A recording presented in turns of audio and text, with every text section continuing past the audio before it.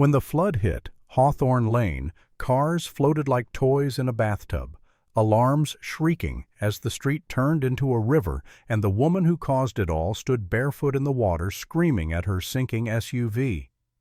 That woman was Karen, the president of our HOA, and I was the fool who tried to warn her. I moved to Hawthorne Lane for peace.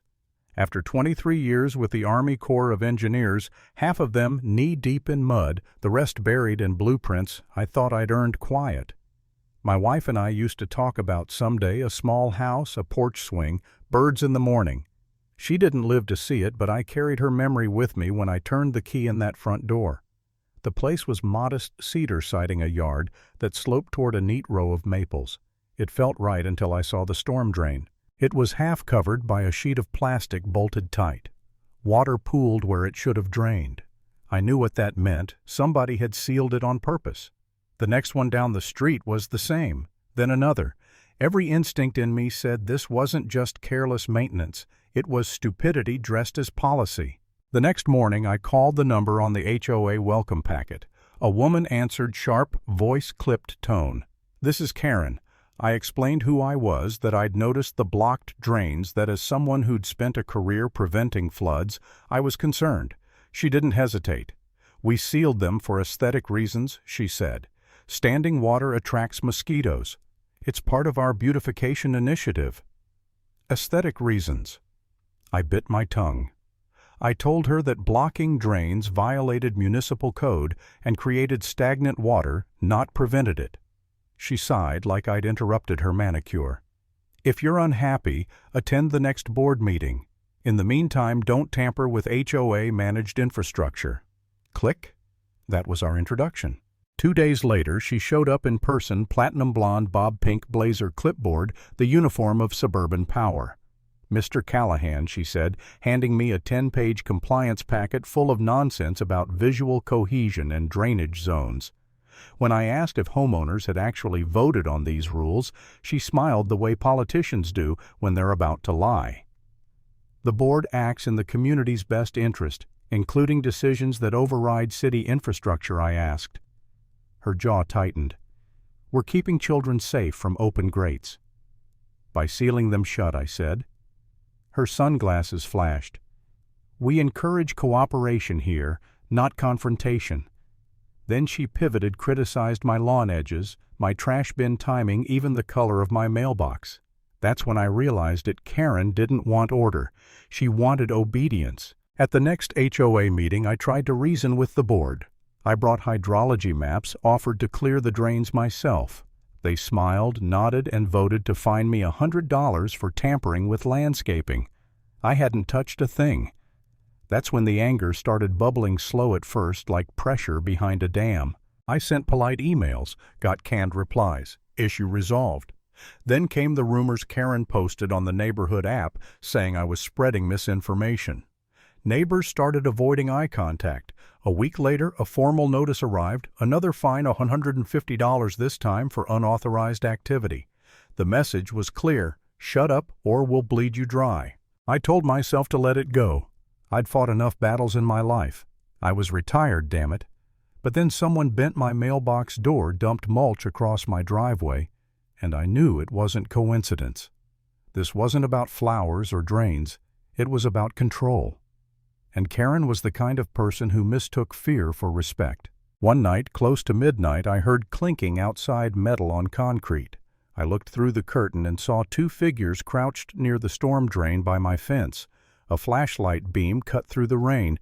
One of them was Karen tightening bolts over the last open grate. I stepped outside, rain hitting my shoulders like needles. "What the hell do you think you're doing?" She jumped, flashlight swinging to my face. "Routine maintenance," she snapped. At midnight, I said, "That drains on city easement. You don't have the authority." She brushed off her hands. "Mr. Callahan, I'd advise you to go back inside." I raised my phone, started recording. Then the city can decide who's out of line. For the first time, she froze. The mask slipped, and underneath wasn't power, it was panic. She turned to the worker beside her. "Let's go." They packed up fast, leaving the bolts half-tightened. When they disappeared into the dark, I crouched, unsealed the grate, and let the rainwater rush through. It felt like breathing again. I sent the footage to the city's Public Works Department, attached a full report, photos, timestamps, ordinance numbers. The response: "We'll review within 14 business days." The storm forecast said 48 hours. Bureaucracy always moves slower than weather. Then Karen hit back again. A certified letter $250 fine for intimidation of board personnel. I laughed out loud. Not because it was funny, but because it was so perfectly her punishing the guy who tried to prevent disaster. That night I called an old friend from the Corps, now a civil attorney, named Monica. She listened quietly, then said, "Jack, you're sitting on a ticking time bomb. When it blows, make sure you've got proof you tried to stop it." So I did. I set up more cameras, backed up every file to the cloud. I wasn't paranoid. I was prepared. 2 days later, the storm arrived. At first, just steady rain, gentle enough to lull the untrained eye. But I watched the water snake along the curb, looking for an exit it no longer had. By 3 p.m. it was pouring. By 5, the drains were underwater and the street began to fill. I threw on my boots, grabbed my flashlight, went door to door, shouting for people to move their cars uphill. Some listened. Most didn't. Karen had told them it was just a drizzle. By 6, water was knee-deep. Cars started floating alarms, wailing. Luis, my neighbor, yelled over the roar, "This ain't normal rain, Jack. This is a river." And he was right. I looked down the street and saw a white SUV drifting sideways, its headlights flickering underwater. Karen's. She stumbled out from her porch in a soaked robe, screaming, "My car! Someone help!" I splashed toward her. "Get back inside. Forget the damn car." She ignored me, slipping, grabbing a mailbox as the current tugged at her knees. I reached her just as she fell again, caught her arm, pulled her toward the steps.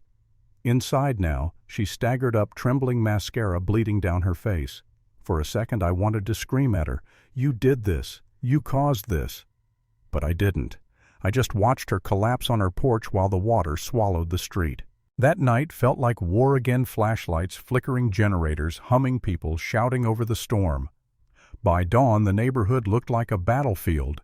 Cars, sideways fences, broken debris piled against doorways. 14 vehicles destroyed. And standing in the wreckage, Karen screaming at 2 HOA workers. This wasn't supposed to happen. I was protecting the neighborhood. No one answered. They just walked away. When the city trucks arrived that afternoon, I was ready. I handed them my files footage of Karen sealing the drains, copies of every ignored warning. By evening, investigators were at her doorstep. I watched from my porch as a county officer read her the citation, tampering with municipal infrastructure, obstruction of stormwater flow, pending civil liability. She went pale, eyes hollow. The clipboard queen finally ran out of rules to hide behind. The hearing came a few weeks later. I sat beside Monica, folder in hand. Karen showed up late, hair limp, no blazer, just a ghost of the woman who used to strut down our street. When the judge played my security footage, Karen at midnight bolting the grate shut, you could feel the oxygen leave the room. Her lawyer argued good intentions. The judge wasn't buying it. "Beautification does not override public safety," she said flatly. "This board acted in willful violation of city code." Then she turned to me. "Mr. Callahan, your fines are dismissed. Thank you for your diligence." Karen didn't say a word. She just stared down, hands shaking. I'd seen soldiers look that way after losing command, not wounded, just emptied. A month later, the HOA was dissolved. Karen disappeared, rumor said Arizona. The city crews came back, tore off the steel plates, flushed the drains, restored what nature always intended to flow free. Neighbors finally talked to one another again, not through fines or flyers, but face to face. I didn't run for any board seat. I'd had enough of titles. When the next rain came, I stood on my porch and listened, not to shouting, not to orders, but to the sound of water draining cleanly down the street, steady and certain. For the first time in months, Hawthorne Lane could breathe again. And if there's one thing I learned through all of it, it's that you can't damn the truth. One way or another, it always finds its way through.